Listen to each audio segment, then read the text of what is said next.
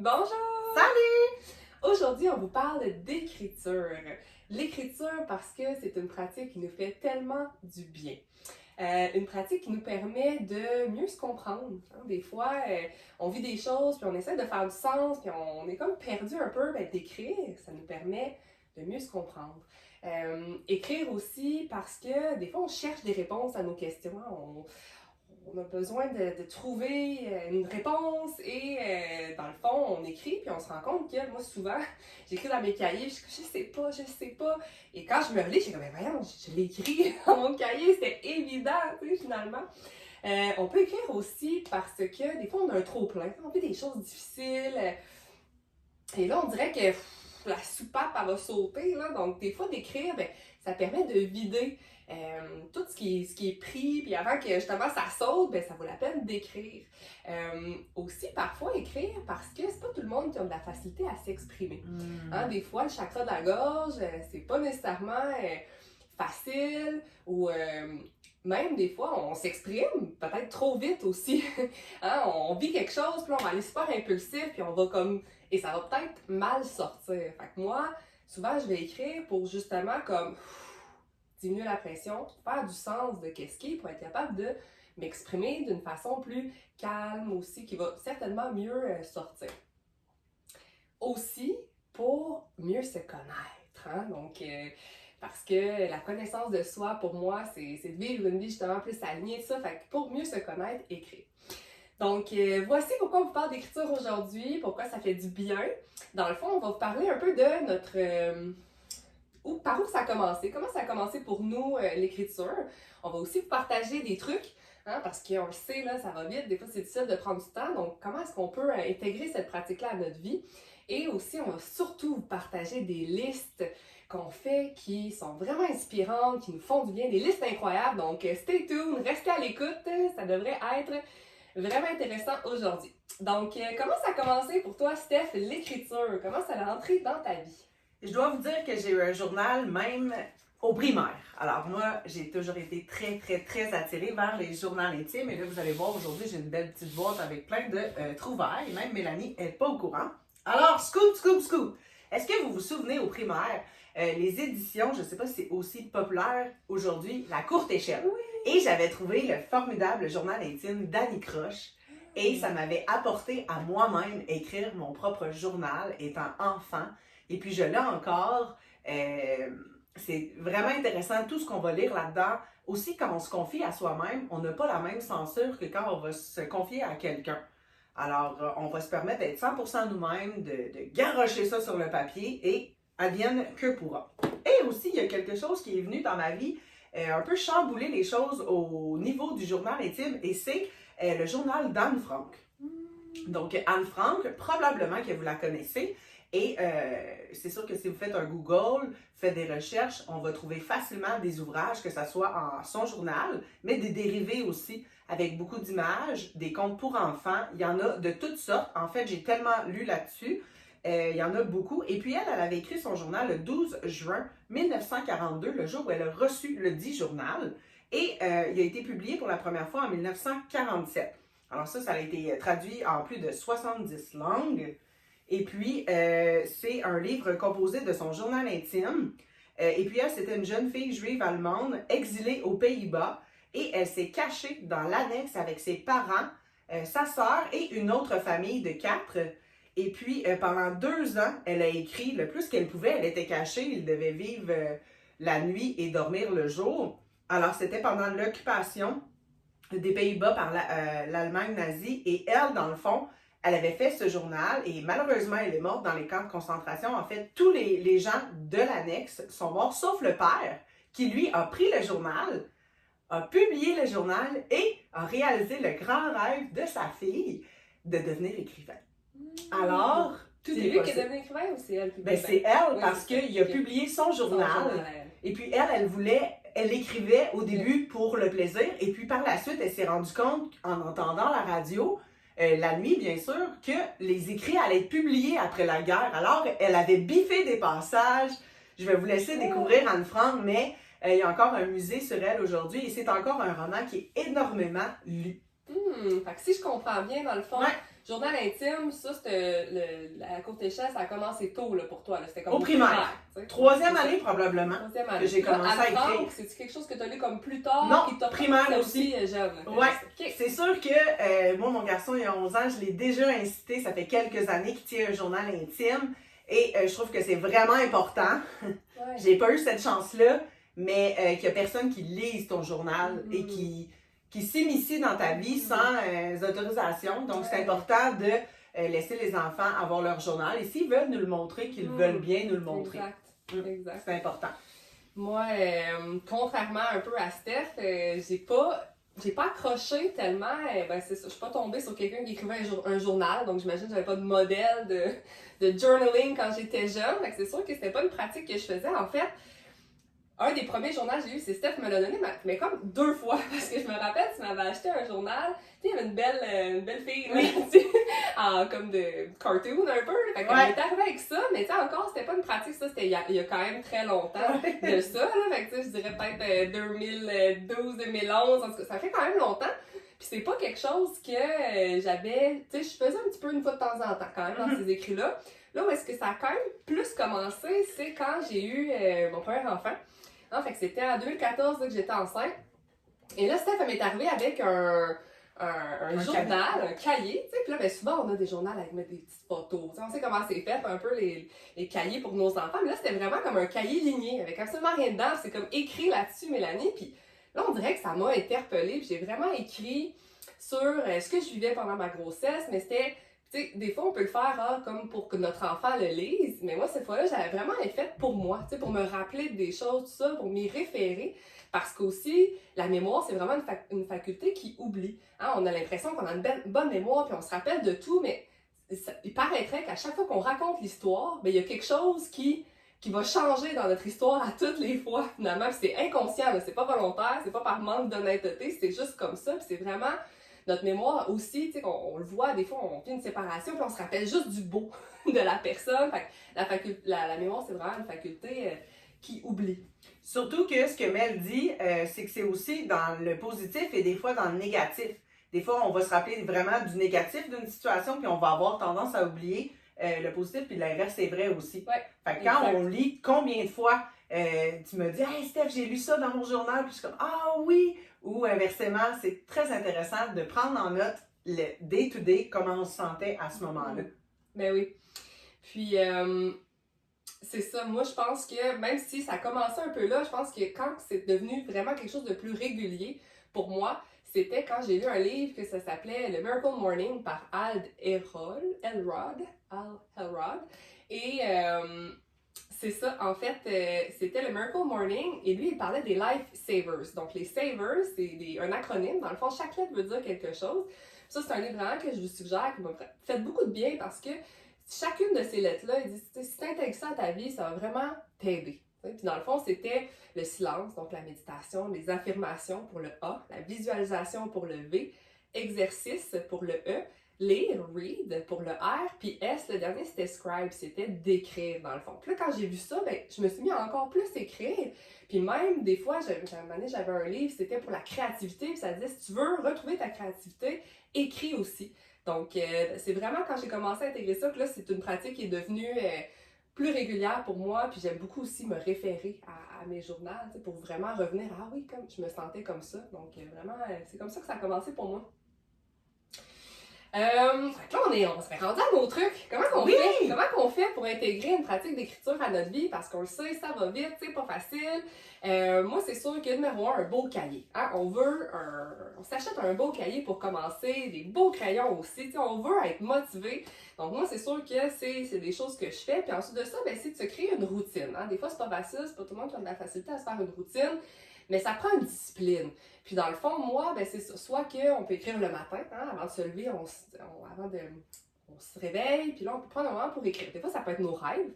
C'est quelque chose que j'ai fait aussi, les rêves, ça parle énormément aussi. Donc le matin, moi, des fois, je le faisais le soir quand je couchais mes enfants. Et aussi, quand on est agité. Moi, quand je suis agitée, c'est un des moments où est-ce que je vais vraiment aller écrire, puis là, ça va m'apaiser. C'est sûr, si je me relis tout de suite, ça va m'agiter, là. C'est peut-être pas une bonne idée, mais je fais juste vider ça sur un papier, puis Tu sais, déjà, c'est comme quand on dit, quand on est agité, on parle à quelqu'un, ça fait du bien, ben c'est la même affaire. Tu sais, des fois, on est seul, on n'a pas vraiment de personne, ben écrivons dans un cahier. Tu sais, fait que ça, c'est mes trucs un peu pour écrire. De plus, je trouve que d'écrire dans un cahier, ben, ça fait pas un transfert de nos émotions sur quelqu'un d'autre. À ce moment-là, on va être capable un peu de s'auto-réguler tout seul. C'est sûr qu'après, on peut arriver puis en parler quand même à quelqu'un, mais il y a un petit bout. La première fois qu'on lance une émotion, souvent, elle est plus intense. Ça. Après ça, quand on arrive avec la personne avec qui on veut parler ou quoi que ce soit, ben on est plus calme, certainement. Ça va être moins Alors, lourd. ça peut aider beaucoup de personnes qui, des fois, vont avoir de la difficulté dans la gestion de nos émotions, que ce soit la tristesse ou des fois la colère, ou quand on est agité, qu'on se sent tout mélangé par quelque chose. Vraiment. Puis sinon, moi, un de mes derniers trucs, qu'est-ce que j'aime bien faire, des fois, c'est de faire une thématique par mois. Hein? Fait que là, ce mois-ci, je fais un focus écriture. J'essaie de m'y mettre. J'écris ça en gros, c'est l'écriture. Là, des fois, je fais un thème, mettons, alimentation consciente ou un mois sans alcool. Peu importe, mais j'aime bien faire un thème par mois. Fait que ça pourrait être une idée. Ce mois-ci, petit focus, on essaye d'écrire un peu plus. Puis dans le fond, on écrit n'importe quoi. Là, on se met devant une page blanche, on écrit, tout est bon. Là, puis des fois, au début, on va écrire, aujourd'hui, j'ai fait telle affaire, ou ça va me prendre, demain, je vais faire telle chose. Des fois, on écrit plus sur un peu ce qu'on vit, mais après, on va vraiment, plus qu'on va le faire, on vient à parler plus de nos émotions, de comment on s'est senti peut-être. Fait que c'est vraiment une belle pratique. Ça, c'est mes trucs. On devient meilleur, hein? Oui, Practice makes better. En pratiquant, certainement. on devient meilleur. J'ai des petits trucs aussi, tu sais, un peu comme Mel l'a mentionné, on se trouve le meilleur moment pour nous. Des fois, ça va être quand on va attendre à quelque part. Moi, souvent, je m'en vais dans un café et je me dis, je ne touche pas à mon cellulaire. En fait, je suis là pour travailler, donc pour écrire ou pour lire. Mais dans un café, t'as comme pas le choix, t'as rien d'autre à faire. Si tu te dis que tu touches pas à ton téléphone, ça peut être un beau défi d'écrire. Sinon, il y a des vocales. Mélanie fait beaucoup de vocales depuis toujours et puis je m'en ai inspirée. Je me sens beaucoup. Quand je vais me sentir triste, moi c'est souvent là que je vais avoir le besoin d'écrire de l'agitation, de la tristesse. Et puis souvent je m'en vais marcher dans des cimetières. Alors je sais ça peut paraître glauque, mais moi j'aime ça. Où est-ce que tout le monde va, je n'y vais pas, je vais où est-ce qu'il n'y a personne. Tout le monde est zen là-bas. Personne parle. C'est calme, calme, calme. Et je m'étais dit, mais pourquoi pas faire un journal vocal?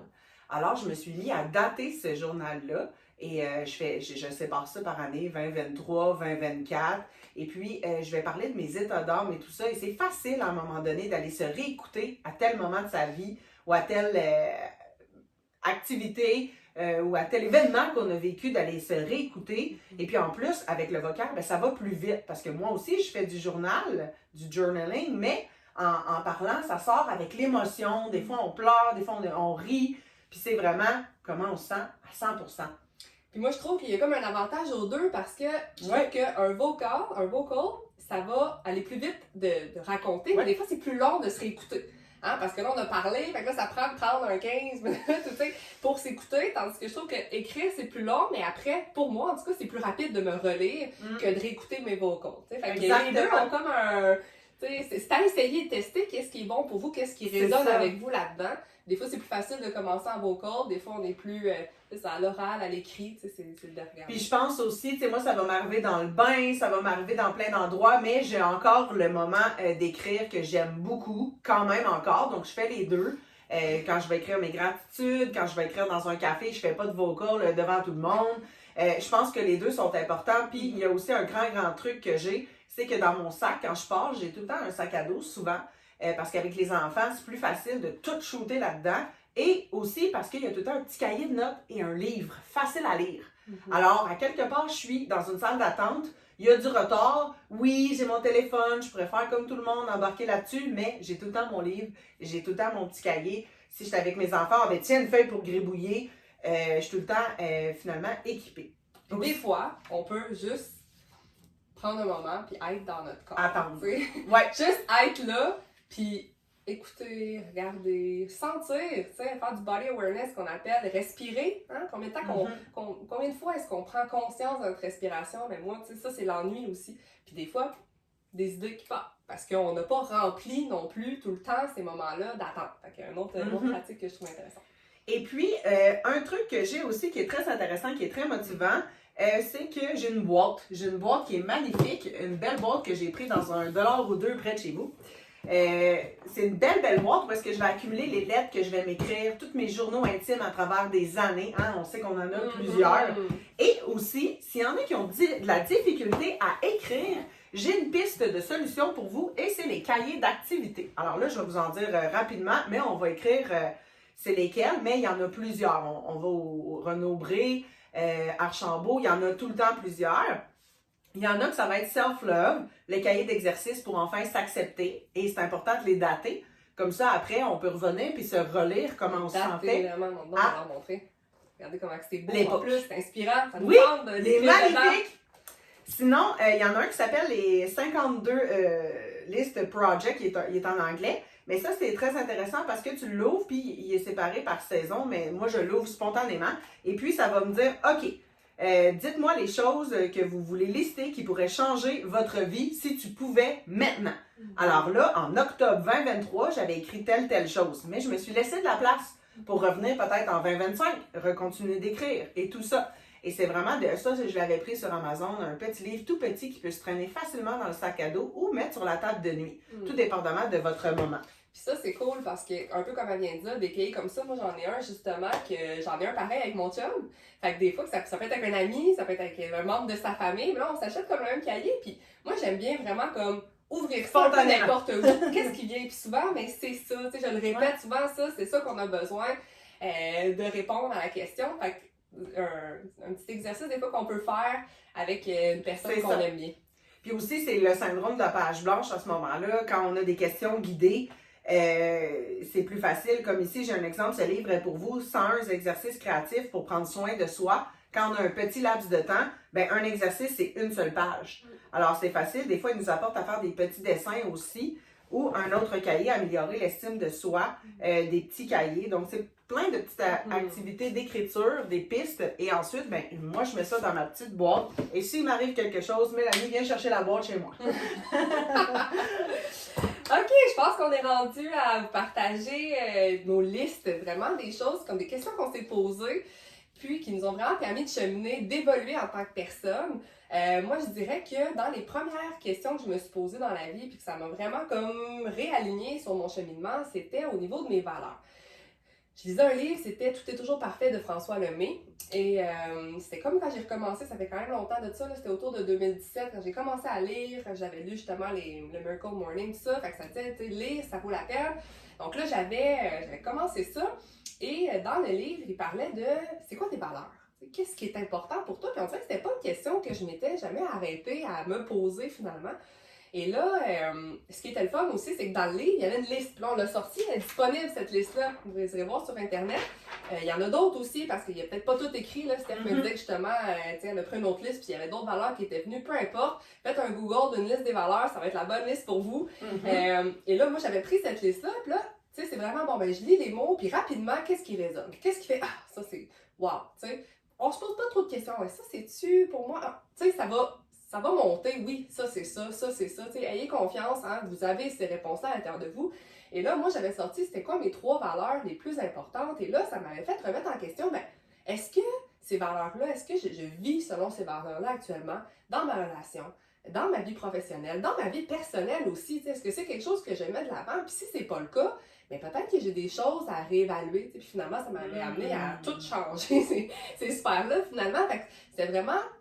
Pour moi, ça a été quelque chose de super important. Fait que je l'avais partagé à Steph. Steph, elle l'avait fait aussi. Oui, très intéressant. Et même hier soir, dans notre préparation, je l'ai fait faire à mon garçon.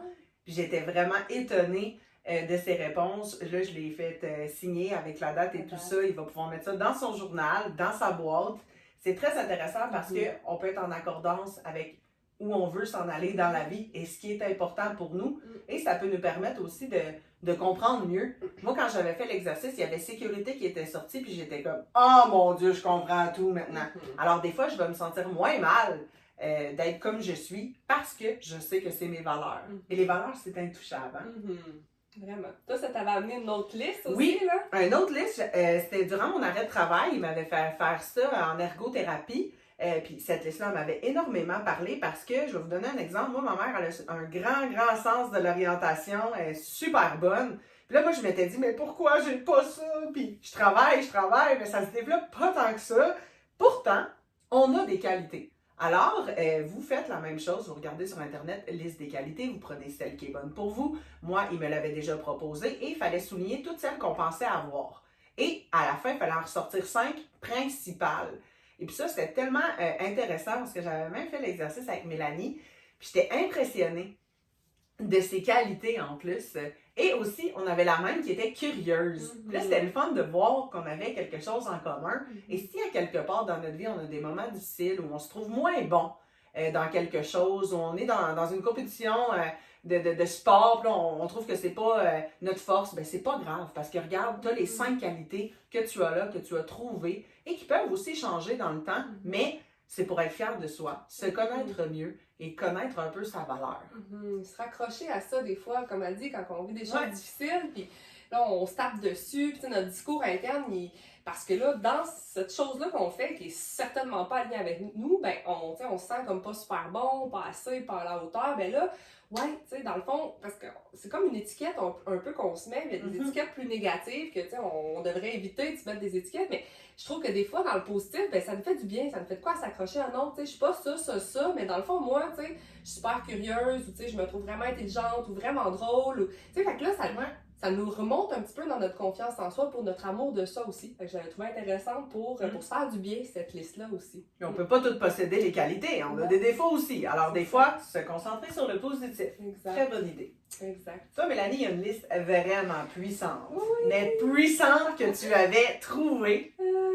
Ma liste de personnes idéales, ça? Oui, exactement. C'est ça, c'est que quand je m'étais séparée, j'avais comme pris un moment pour moi tout ça, mais à un moment donné, je me suis dit, bon, je me sentirais prête à commencer à essayer de regarder pour trouver quelqu'un, tout ça, faire une rencontre. Fait que là, je me suis dit, il y avait une amie qui m'avait dit, mais elle fait une liste. Puis là, ça peut paraître un peu, faire une liste. Là, je parle pas de, je veux qu'il y ait les cheveux blonds, les yeux bleus, on peut être pointueux comme ça. Moi, j'étais allée plus large parce que je voulais comme pas me fermer des portes, mais qu'est-ce qui est vraiment important pour soi? Puis on prend le temps d'y réfléchir, puis on l'écrit sur un papier. Premièrement, c'est un bon outil pour manifester aussi. La manifestation, on en entend souvent parler, tout ça. Fait que ça, c'est même de la visualisation parce qu'on les voit, tout ça. Fait que là, moi, je m'étais fait une liste, puis qu'est-ce qui est important pour moi dans la personne idéale? Puis là, ce qui est intéressant là-dedans, c'est que là, je faisais des rencontres.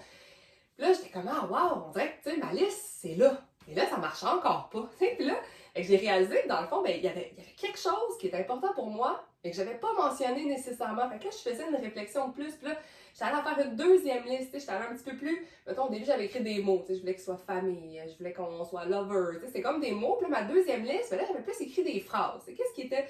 J'avais comme développé un petit peu plus. Puis là, encore une fois, pour vrai, ça a pris 3 listes finalement. Est-ce que je suis difficile? Je sais pas. Mais des fois, c'est juste que la chose qui était vraiment importante pour moi, finalement, je l'avais pas nommée sa première, je l'avais pas nommée sa deuxième, puis c'était ça qui buguait à toutes les fois. Puis sa troisième, je l'ai réalisé que dans le fond, ça, c'est vraiment important pour moi. Fait que je l'ai mis là, puis finalement, ça s'est placé, puis je suis vraiment heureuse de ce qui se passe en ce moment, tout ça. Puis des fois, de faire des listes pour manifester, même, là, je me cherchais aussi professionnellement, mais je l'ai fait professionnellement aussi. C'est la même affaire, pour savoir, bon, est-ce que ça fit avec mes valeurs, avec qu'est-ce qui est important pour moi. Puis des fois, c'est sûr que ça prend aussi une connaissance de soi, ça prend une certaine réflexion, et c'est pour ça que écrire, ça nous aide là-dedans. Toi, Steph aussi, ça t'avait inspiré à faire un autre genre de liste parce que tu n'étais pas dans la recherche des autres. C'est sûr que cette liste-là, par exemple, je l'ai fait quand même parce que même si on est en couple, ça peut quand même nous dire où est-ce que je veux m'en aller. Est-ce que présentement dans ma relation, je suis en accordance avec où est-ce que je veux m'en aller? Et aussi, ça peut apporter des discussions avec notre conjoint. Regarde, moi, je m'en vais là. Est-ce qu'on est encore alignés? Toi, tu t'en vas où? Quelles sont tes valeurs? Quelle est la personne idéale pour toi? Alors, à chaque fois qu'une fait une liste, on se contamine presque. Mais ça m'était apporté à ouvrir les yeux sur une autre liste. Et puis ça, celle-là, c'est sur TikTok que je l'ai trouvée. C'est Molly Cardinal. Je vais l'écrire dans les commentaires.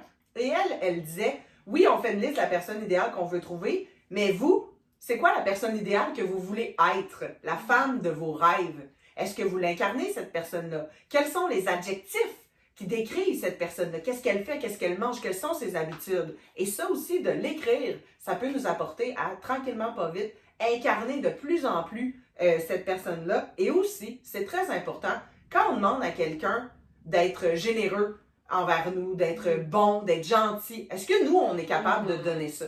Est-ce que nous aussi, on est capable de donner ce qu'on demande et ce qu'on exige. Il faut être cette personne. Tu sais, tout ce que je voulais, tu sais, c'est sûr, ça, ce que je recherchais, ben, c'était important que moi, tu sais, est-ce que je suis lover, est-ce que je suis famille, est-ce que, tu sais, ben, tu sais, je peux pas avoir ce que je n'étais pas finalement. Là. Fait que c'est sûr que si on met ça là, puis que c'est toutes des choses qu'on n'est pas ou qu'on incarne pas, ben là, il faut peut-être se poser des questions. Tu sais, ça va être bien rare qu'on va être capable de recevoir quelque chose qu'on donne pas à la base. Là. Fait que, c'est ça.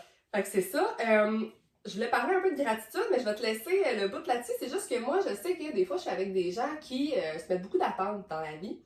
Hein? Puis quand on se met des attentes, on imagine un peu le futur, qu'est-ce qui va se passer, tout ça, ben ça nous arrive d'être déçus. Hein? Puis dans le fond, ce que j'avais lu à un moment donné, je trouvais ça bien intéressant, c'est quand on est déçu parce que ça se passe pas comme on veut, tout ça, ben c'est de prendre un moment pour écrire ce pourquoi on est reconnaissant aujourd'hui. Puis ça va comme contrer un peu cet effet-là, comme triste, nostalgique, de déception. Puis on va aller avec, ben regarde, tu sais, oui, j'ai peut-être pas eu ça, ça s'est peut-être pas passé comme je voulais, mais de l'autre côté, j'ai ça, tu sais, merci. Puis plus qu'on remercie, ben plus qu'on va recevoir aussi. Donc la gratitude, toi aussi, c'est une belle pratique, je pense que... Oui, ça, j'ai trouvé ça très intéressant. Puis même les enfants, on peut les apporter là-dedans. Avec mon fils, moi, je lui ai fait un petit pot maçon, des post-it en dessous, puis à chaque jour qu'il en ressent le besoin, d'en ajouter un. Au bout de l'année, on peut arriver et les lire ensemble. Sinon, on peut avoir un journal. Moi, j'ai un journal de gratitude à ce moment-là, où est-ce que je vais écrire plein de petites choses. Puis justement, vous irez nous lire sur Instagram. On a fait un post là-dessus où est-ce qu'on parle de comment changer notre journal de gratitude, essayer de dire des choses différemment, parce que souvent, ça revient. Alors, j'avais proposé un petit exercice à faire très intéressant qui est comme un petit peu différent, mais très, très, très intéressant. Donc, page Instagram. Sinon, il y a quelque chose qui va revenir aussi, probablement dans un autre épisode ou même sur notre page, c'est le Level 10 Life. À un moment donné, moi, j'ai découvert l'agenda Attitude Orange et il y avait le Level 10 Life là-dedans que tu faisais à chaque mois. Mais le Level 10 Life, on peut le trouver sur Pinterest. On peut le trouver en forme de cercle. On peut le faire nous-mêmes avec des petits carrés. Et moi et Mélanie, on se prend un rendez-vous souvent en début d'année ou en fin d'année, peu importe selon ce qui vous plaît le plus. On s'apporte du matériel, des crayons, des marqueurs, des post-it, de la poutine. Oh, j'ai dit de la poutine. Oups! Un gros carton du Dollarama. Et puis, on se met à la tâche. Et le Level 10 Life, c'est un peu, OK, combien je me donne sur 10, combien j'évalue telle catégorie. Les catégories sont souvent la famille, les relations amoureuses, la vie sociale, professionnelle, l'environnement, santé physique, argent, santé émotionnelle, mentale et spirituelle, contribution. Et puis, on se donne des notes et puis on pourrait arriver et puis ressortir les deux qu'on voudrait faire le plus de travail, exemple santé et vie financière. Et puis, on peut se donner des moyens après ça pour améliorer et les planifier, ce qui devient notre to-do list un petit peu. Et à la longue, on peut faire se mettre à notre main cette propre liste-là. Comme moi, j'ai ajouté la catégorie fun et self-care au courant des années.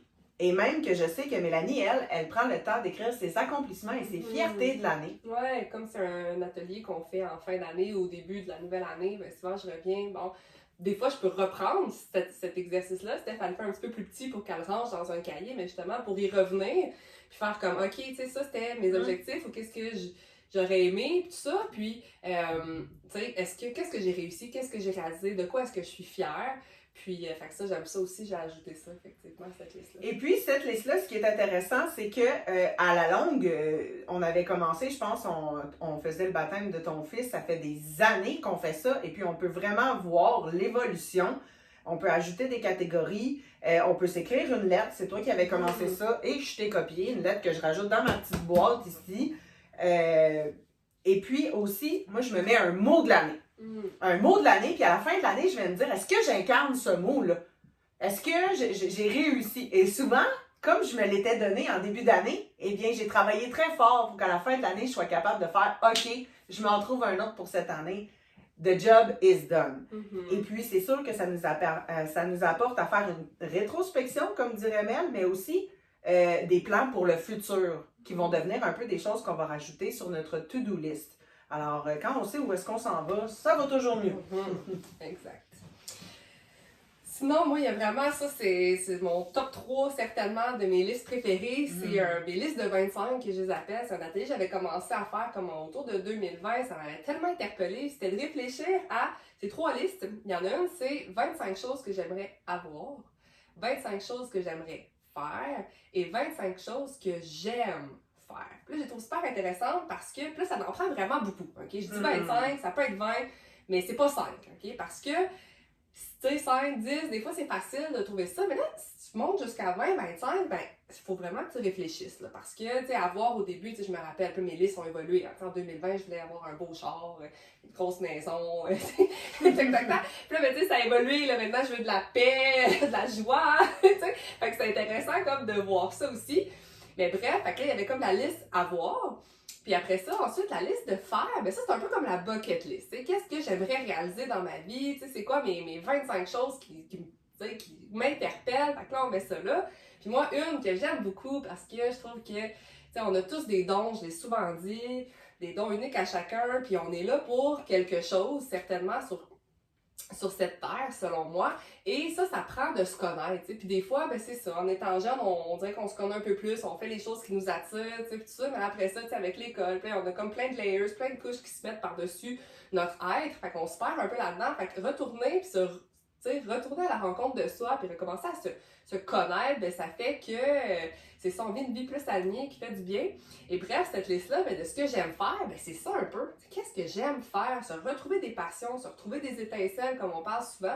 Fait que ça, c'est une liste vraiment que j'aime beaucoup et qui me permet énormément de faire comment, ben, voici qui je suis un peu aussi, Mélanie. Fait que ça, là, j'en ai vraiment aimé. Aussi, moi, j'avais adoré ces listes-là, mais ce que Mélanie dit sur la dernière liste, très intéressant, parce que des fois, dans une semaine, est-ce que tu as fait assez de choses que tu aimes faire?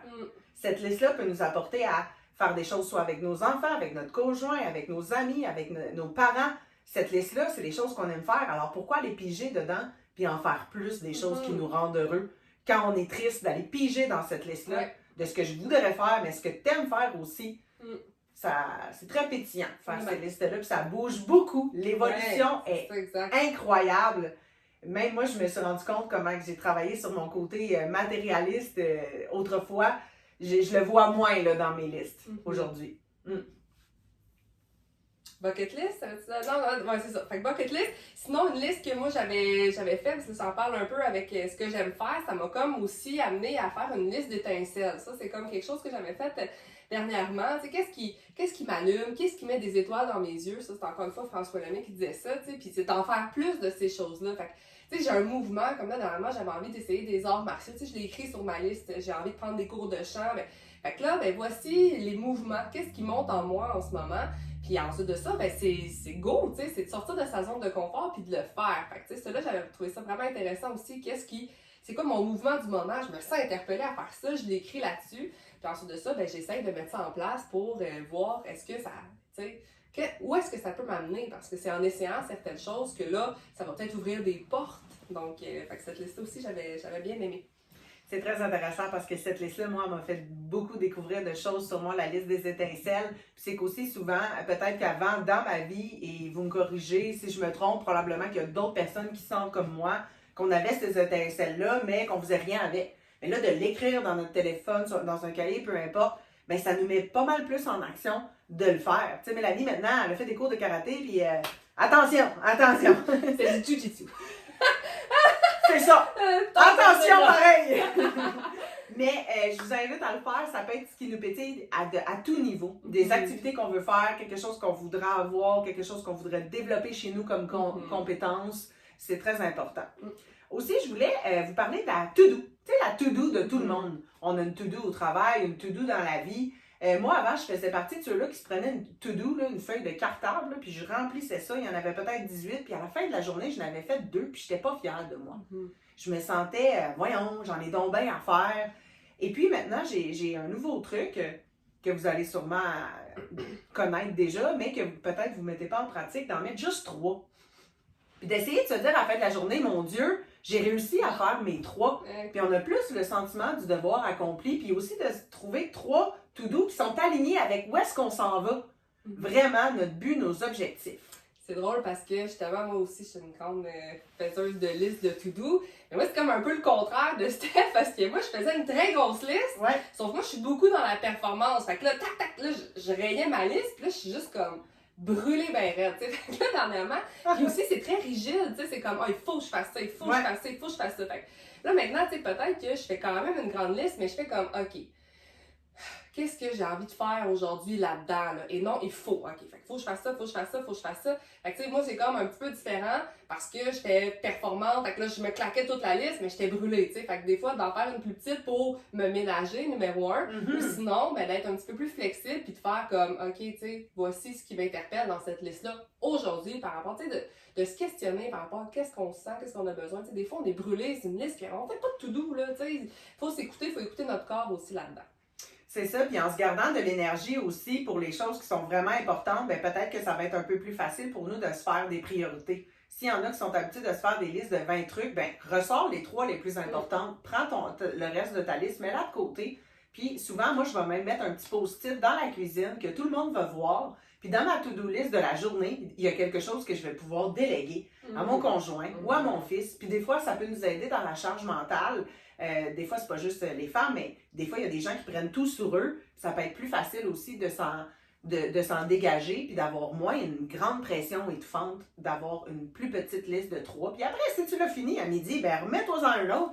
Il n'y a pas de problème, mais ça peut être plus encourageant et plus valorisant, je crois. Puis en terminant, avant de te laisser conclure, je voulais juste dire, c'est une liste que j'ai pas faite encore, mais pour vrai, ça m'interpelle beaucoup. Je veux prendre le temps de le faire parce que c'est la liste des I am, des je suis. Puis là, j'en parle souvent, c'est parce que je trouve que, autant dans le positif que dans le négatif, je veux savoir qu'est-ce que je pense de moi. Tu sais, comment, Mélanie, je suis au niveau de la famille? Comment est-ce que je suis en tant qu'amoureuse? Comment est-ce que je suis au niveau financier?